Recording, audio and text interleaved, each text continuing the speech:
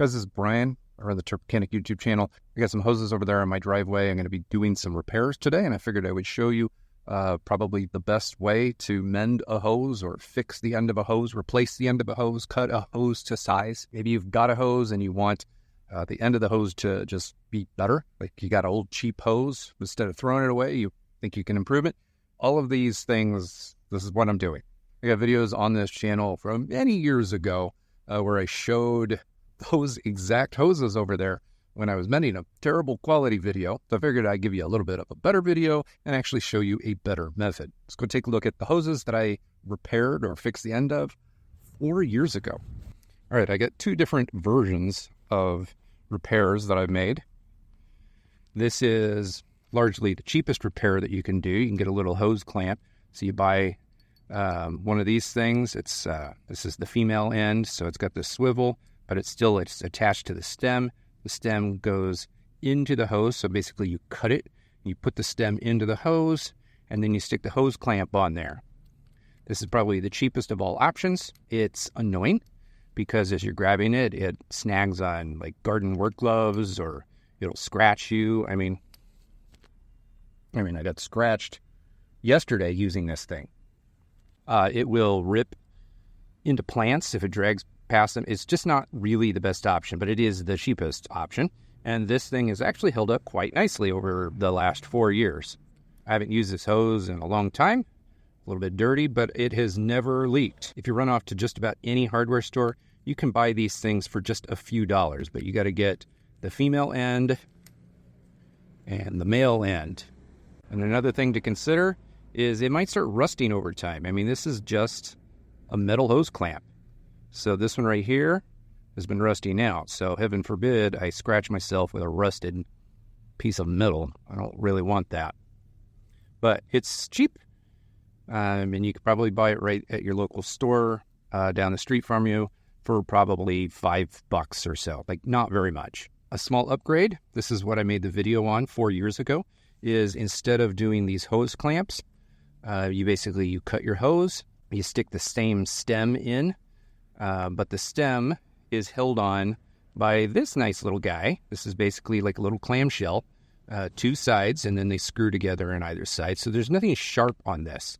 This is a significant upgrade over these hose clamps, and I've really liked them over the years. It is, however, it makes the hose oversized.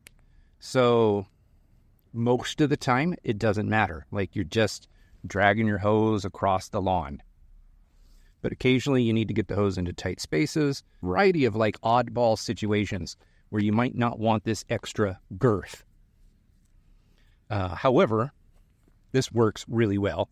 And again, this one has not leaked on me at all over the years. 4 years, it's never leaked. As you can tell with both of these things, so long as you're sticking the stem in, depending on your hose and how tight it is, you might need to get the hose itself extremely hot. So what I did for both of these hoses is I stuck the end of the hose after I cut it, I stuck it into boiling water and let it sit in the boiling water for a while so that the hose material softened enough to be able to plunge the stem into the hose to get it all nice and tight. So that's an extra little step, totally doable. Anyone watching this video knows how to boil water. And another thing I like about this one is I've never seen any damage or rust or anything like that on these things. So that's a nice little perk. I mean, additionally, I guess I should say that to do these, all you need is the pieces and a screwdriver. That's it. Everyone's got a screwdriver. Just buy the pieces. This thing is probably more in the $10 to $15 range, and this is more in the $5 to $10 range. Today, however, I'm going to be taking an old hose here that I intend on using in the garden. I haven't used this hose in a handful of years. It's a cheap hose. It's a small hose. The connection on it is, I'm going to call it low quality. Works relatively fine, but I do want to have a better connection. This thing is a little bit lopsided. It's been damaged ever so slightly over the years. See, we got some scuff marks on the side from a wrench. And it's not exactly perfectly round. It's close to it, though. So what I'm going to do is I'm going to cut this on both sides, and I'm going to put new male and female fittings on, but when it's done, you're not even going to be able to tell that this hose was fixed. These hoses, obviously, you can tell that they have been altered. This one, going to look perfect.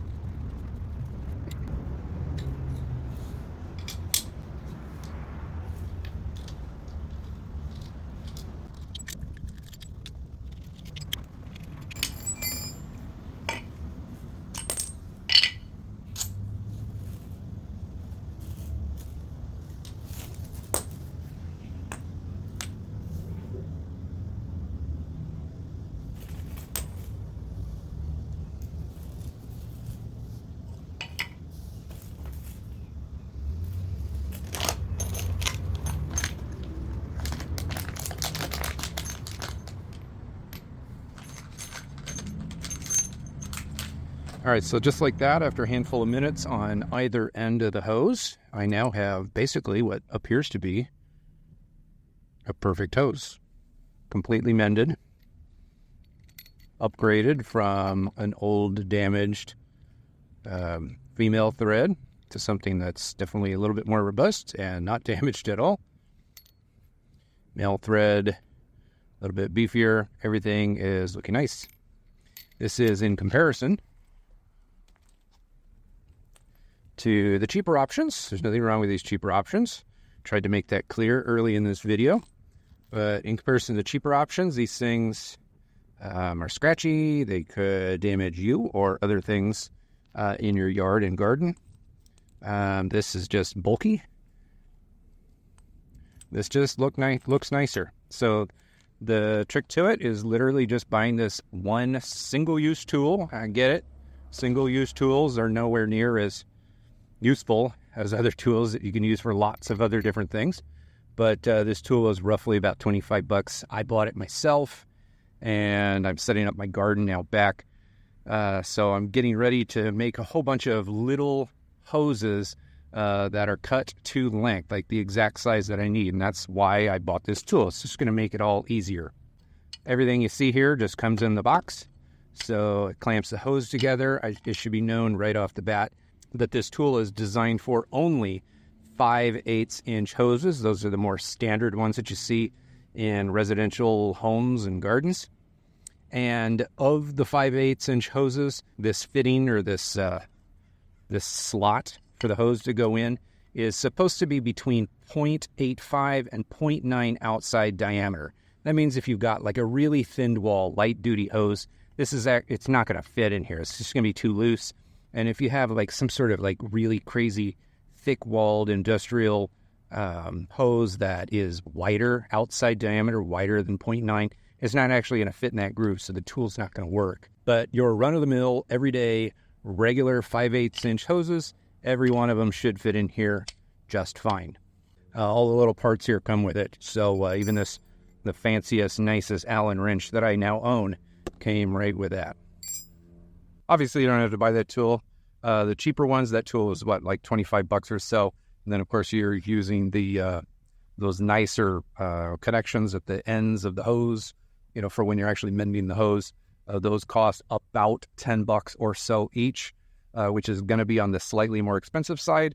It all depends on whether you care. If you've got a really nice hose and you need to fix it and you want new, really nice fittings to go on it, instead of dropping $100 on another big, gigantic hose, then it kind of makes sense. If you're far more budget-oriented, it doesn't really matter. Just run down to your hardware store and get some of those regular old hose clamp or clamshell versions that I showed you. Vast majority of people aren't going to use that LE hose repair kit. I didn't even know there was such a thing years ago. I didn't even know you could fix a hose back, when I was young. Now it's just one of those things that you just get done in a handful of minutes. It doesn't take much energy, thought, or time. And with that tool, it can look really good also.